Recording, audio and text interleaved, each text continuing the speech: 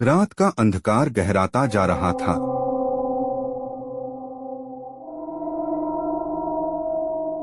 श्मशान की ओर बढ़ते राजा विक्रम के कदमों की आहट जंगल में गूंज रही थी।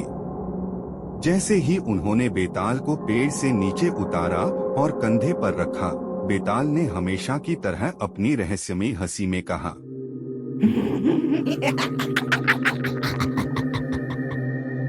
राजन, तुम्हारा साहस प्रशंसनीय है, पर यह यात्रा आसान नहीं।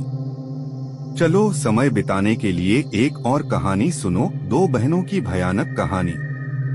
अगर अंत में तुम मेरे प्रश्न का उत्तर नहीं दे पाए तो तुम्हारा मस्तक चूर चूर हो जाएगा। राजा विक्रम चुप रहे और बेताल ने कहानी शुरू की। बहुत समय पहले की बात है।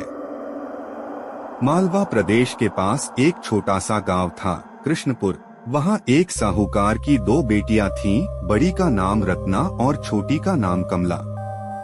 दोनों बहनें अत्यंत सुंदर, गुणी और संस्कारी थीं, पर स्वभाव में एकदम विपरीत। रत्ना गंभीर, धार्मिक और संयमी थी, जबकि कमला चंचल, महत्वाकांक्षी और तांत्रिक विद्या में रुचि रखने वाली थी। गांव में अक्सर यह बात होती थी कि इन दोनों में कोई विशेष शक्ति है जो उन्हें आम लड़कियों से अलग बनाती है। एक अमावस्या की रात, जब पूरा गांव अपने घरों में बंद था, किसी ने देखा कि कमला जंगल की ओर अकेले जा रही है। उत्सुकता में एक वृद्ध औरत उसका पीछा करती है और देखती है कि कमला एक पुराने खंडहर में जाकर किसी तांत्रिक से मिल रही है। वह वहां एक रहस्यमयी कालविनायक साधना कर रही थी। वृद्धा डर के मारे गांव लौट आई और सुबह सुबह यह बात पूरे गांव में फैल गई। साहूकार ने क्रोधित होकर कमला को घर से निकाल दिया। रत्ना ने भी उससे रिश्ता तोड़ लिया। कमला ने शपथ ली कि वह रत्ना और पूरे गांव से बदला लेगी। वर्षों तक वह तंत्र मंत्र सीखती रही। जब वह लौटी तो वह अब एक साधारण स्त्री नहीं थी। उसकी आंखों में अजीब चमक और चेहरे पर भयंकर विकृति थी। रात होते ही गांव में भयावह घटनाएं होने लगीं। गाय भैंसें मरने लगीं। बच्चों के सपनों में डरावनी छायाएं दिखने लगीं और धीरे धीरे लोग गायब होने लगे। रत्ना ने समझ लिया कि यह सब कमला का काम है। वह गांव को बचाना चाहती थी। एक दिन उसने कमला को मंदिर के पीछे बुलाया और उससे विनती की कि वह गांव को छोड़ दे।